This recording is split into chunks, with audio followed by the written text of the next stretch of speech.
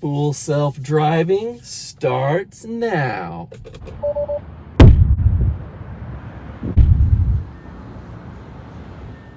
Ah, come on, man.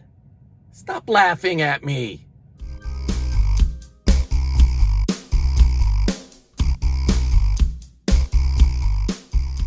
Welcome back to the channel, guys. If you're new here, my name is Eric. Thanks for joining us.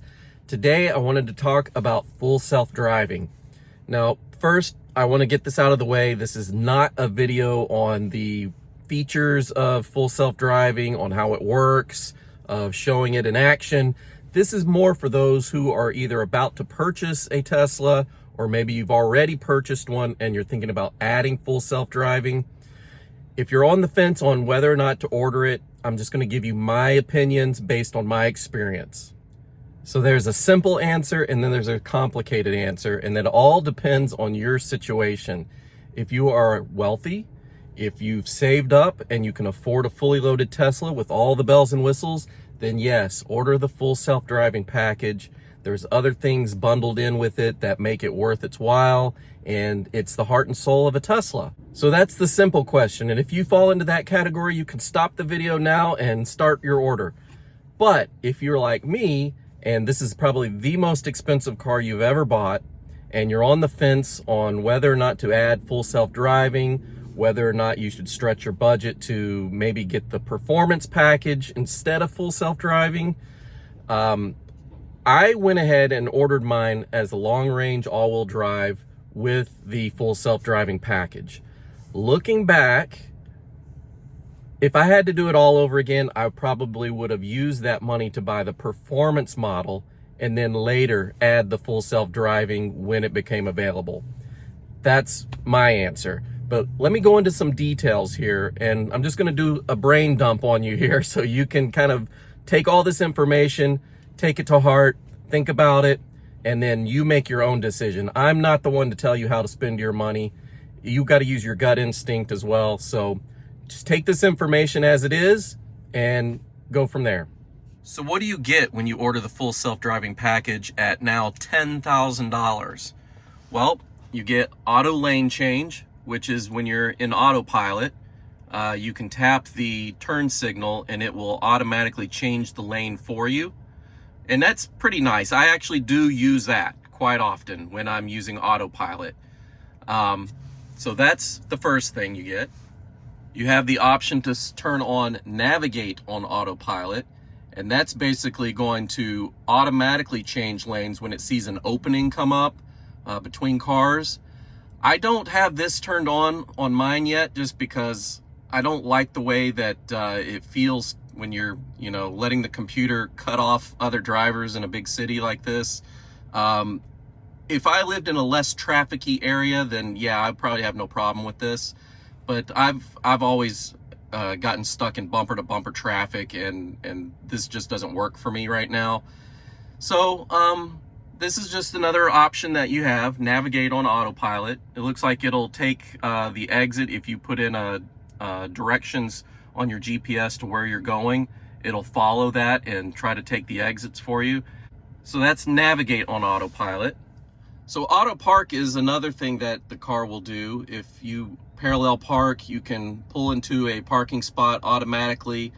It does work, but I found that it's not perfect. Often it will be more conservative in regards to the distance from the curb. So I like to park as close as I can without scratching my rims, just because I live in a big city and the traffic cops will ticket you if you're so many inches away from the curb. And I just feel like sometimes the Tesla auto park feature puts me a little too far from the curb and makes the car stick out into the road a little bit more. So I don't use it that often, but I have from time to time. Summon. Now this is probably one of the coolest things that the car can do, where if you're in a parking lot, you can summon the car to come pick you up.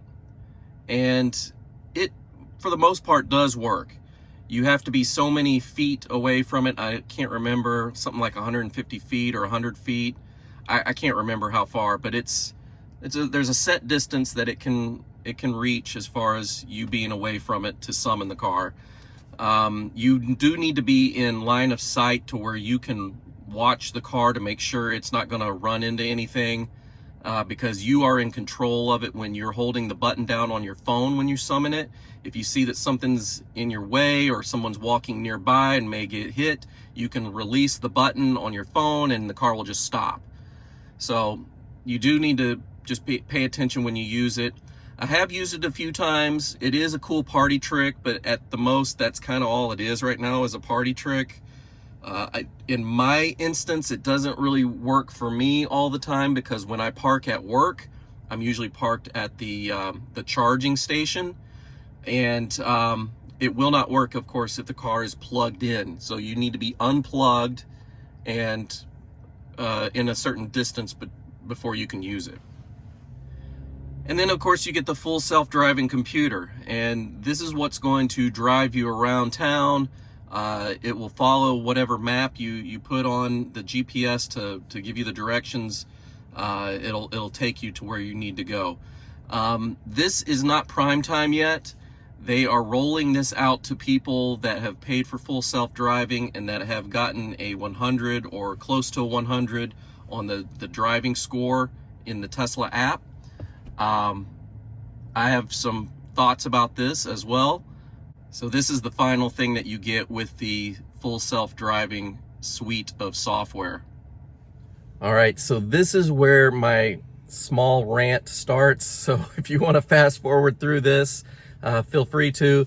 But I'm going to talk real quick about paying for full self-driving and not having full self-driving, while other people that have a higher score on the safety score are testing it out and they're able to use their full self-driving. In the meantime, I am not, because I don't have a high enough safety score. So there's a driver safety score in the Tesla app on your phone. And what this does is it takes all the diagnostics from your car and it tallies up a score on your daily driving. Now, I have reached 100% several times, but the problem is that it takes the average, and the average has to equal 100% or close, 99%, 98%, before they let you have the full self-driving. Now, I live in a big city where I am constantly in bumper-to-bumper traffic. I've got a long commute.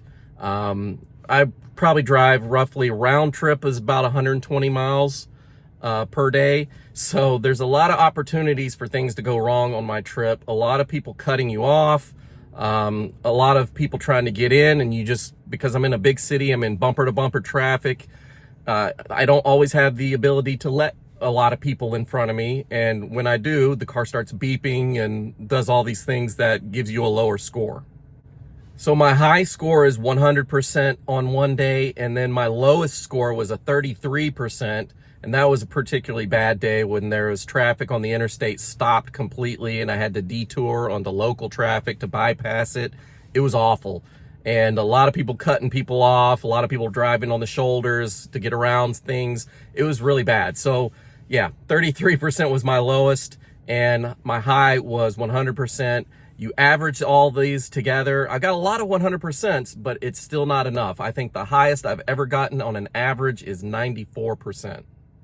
So I do understand why Tesla wants you to have a high score on the safety score. They're just trying to weed out people that are going to be reckless.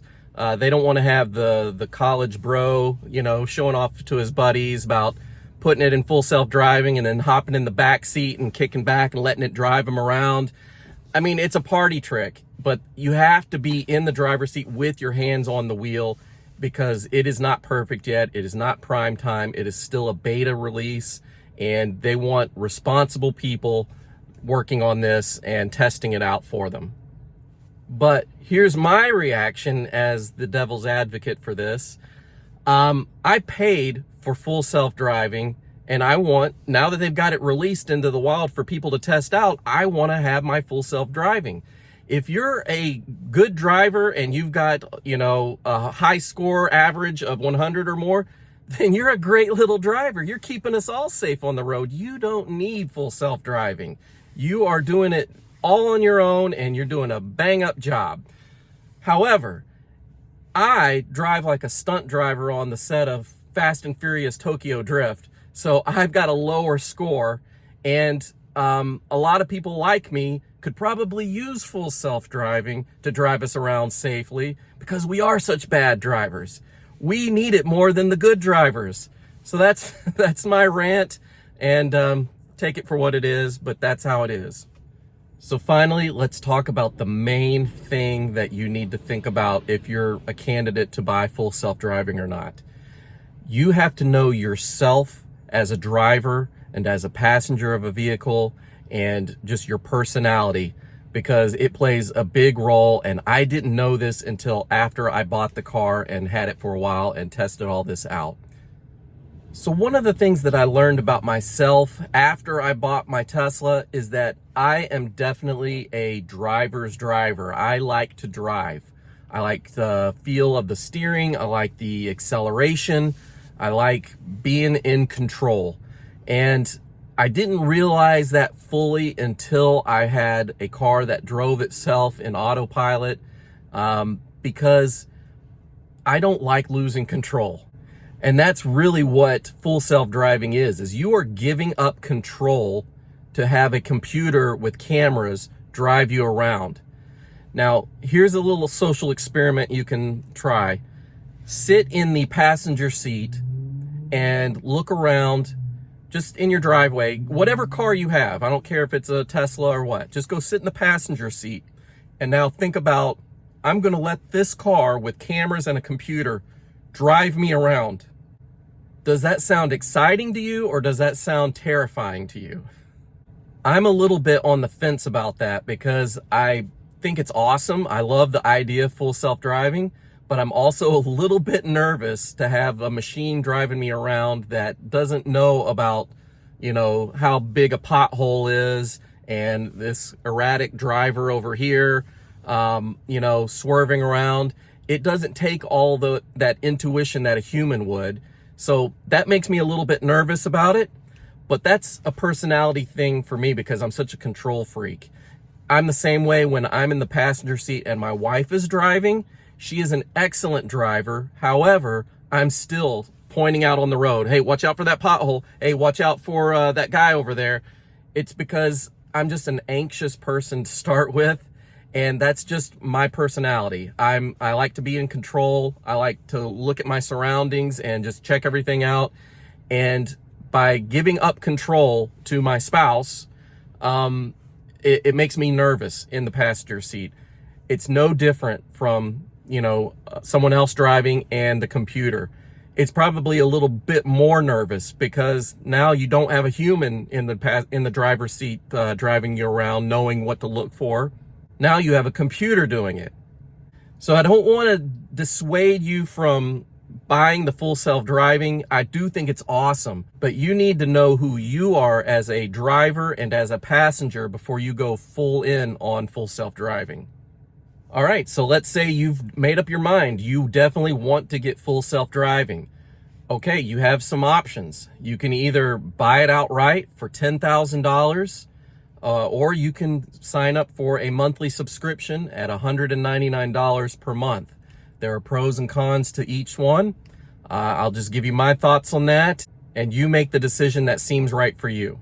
All right, so full self-driving at $10,000. $10,000 is a lot of money. It's a lot of money to be spending on a feature where the main feature is not even available yet. I paid for mine 2 years ago and still cannot use it. So I'm a little bit bitter about having to spend all that money. The good part is that I got to roll it into financing so I could afford it, but I could have had my car paid off by now if it weren't for that.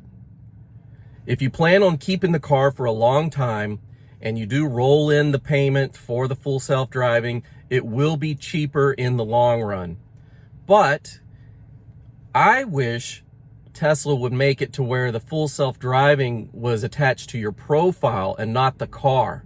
And that way you could just sell your car when you're ready to sell it, have incentive to buy another Tesla because the full self-driving follows you only to another Tesla. And use it on that car. They don't do that. They have their own workaround for that. And that's called the monthly subscription. So let me explain that. Monthly subscription is going to be $199 a month to have full self-driving. You can't do daily or weekly. It has to be for the whole month. So schedule it whenever you think you're going to need it. Like if you're going to do a lot of holiday driving around, you schedule it for then, so you'll have all the features then.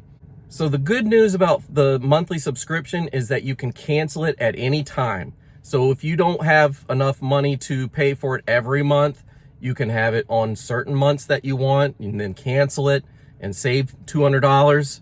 Because think about it, whatever your car note is for that month, you're adding another $200 to that just for full self-driving that's not even fully functional yet. You got to think about if it's really worth it to you.